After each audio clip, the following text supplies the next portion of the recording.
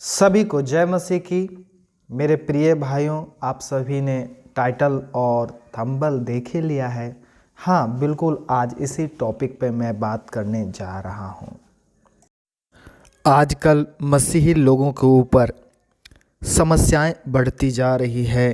कभी कोई मसीही विश्वासी के घर में घुसकर उसको धमकी देता है, तो कभी कुछ असामाजिक तत्व के लोग चर्चों में घुसकर पास्टरों को मारते हैं, चर्च में हमला करते हैं, चर्च के विश्वासियों को मारते पीटते हैं। यह तो बड़ा ही अशोभनीय बात है। चाहे आप जिस भी दल के हैं, चाहे आप जिस भी संगठन के हैं, आपको ऐसा अधिकार कोई नहीं देता है कि आप चर्च में घुसकर लोगों के साथ मारपीट करें या फिर किसी विश्वासियों के घर में जाके उसको धमकी दें। अगर आप ऐसा करते हैं तो ये अच्छी बात नहीं है। जो मैं आज वचन लेकर आया हूँ उसे आप ध्यान से सुने और समझे कि परमेश्वर आपसे क्या कहता है। जब आप मत्ती रचित सुसमाचार उसका 5वां अध्याय 10 से लेकर 12 तक पढ़ते हैं तो लिखा है, धन्य वे जो धर्म के कारण सताए जाते हैं, क्योंकि स्वर्ग का राज्य उन्हीं का है। धन्य हो तुम जब मनुष्य मेरे कारण तुम्हारी निंदा करे और सताए और झूठ बोल बोल कर तुम्हारे विरोध में सब प्रकार की बुरी बातें कहे। तब आनंदित और मगन होना, क्योंकि तुम्हारे लिए स्वर्ग में बड़ा फल है, इसलिए कि उन्होंने उन भविष्यवक्ताओं को जो तुमसे पहले आए थे इसी रीति से सताया था। एक मसीह विश्वासियों को यहाँ के संसार की चिंता नहीं है, इसीलिए तुम बच जाते हो। इस विश्वासियों को, एक मसीही लोगों को यहाँ की कोई भी चिंता नहीं है कि मुझे यहाँ धन इकट्ठा करना है या फिर मुझे यहाँ पे घर बनाना है या फिर यहाँ पे मुझे जीवन भर रहना है। ऐसा नहीं है, ऐसा बिल्कुल भी नहीं है। क्योंकि एक मसीही को सिर्फ चिंता है तो स्वर्ग की। जो यीशु मसीह कहते हैं कि मैं जा रहा हूँ तुम्हारे लिए घर तैयार करने आऊँगा और तुझे लेकर जाऊँगा, बस वही एक चिंता मसीह के जीवन में रहती है। और इसी के कारण आपका हर एक दुख वो सहते हैं। और यीशु की आज्ञा है कि जब कोई हमें सताए, जब कोई हमें मारे, जब कोई हमें पीटे, तो हम आनंदित रहें और खुश रहें, क्योंकि हमारे लिए जो फल है वह इस पृथ्वी पर नहीं है, इस संसार में नहीं है, बल्कि हमारा फल जो है वह स्वर्ग में है। इसीलिए आपके दुख को मसीही विश्वासी इतना सह लेते हैं, लेकिन मसीही लोग कमज़ोर नहीं होते। ध्यान रखिए, मसीही लोग कमज़ोर नहीं होते, दुर्बल नहीं होते।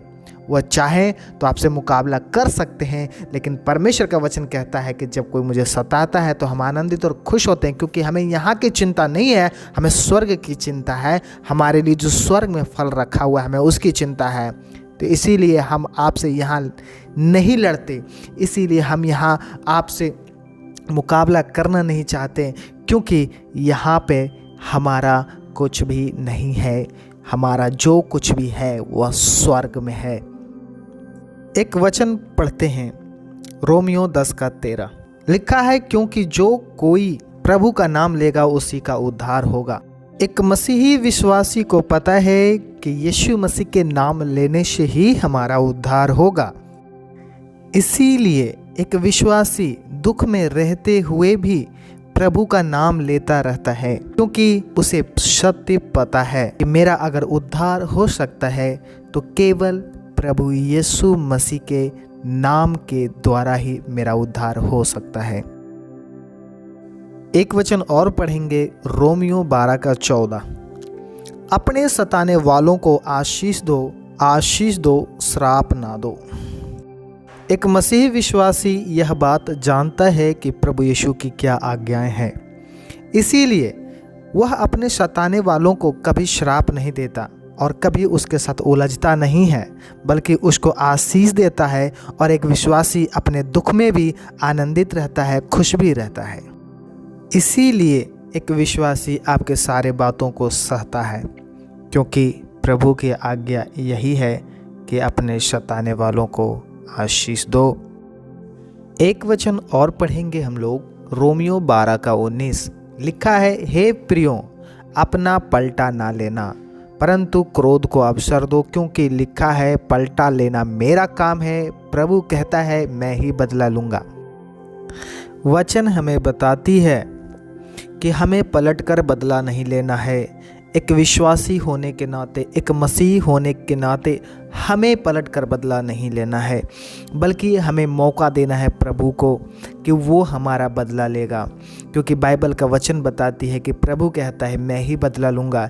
इसलिए मेरे प्रिय भाई और बहनों, आप लोग आनंदित रहिए, खुश रहिए प्रभु में, क्योंकि जो कोई भी आज आपको सताता है, जो कोई भी आज आपको परेशान करता है, अगर आपको मारता है, पीटता है, चर्च में तोड़फोड़ करता है, तो आपको अटैक नहीं करना, आपको अपने परमेश्वर के ऊपर सब कुछ सौंप देना है, प्रभु के ऊपर सौंप देना है, क्योंकि आपके साथ जो कुछ उन्होंने किया है उसका बदला प्रभु उससे जरूर लेगा।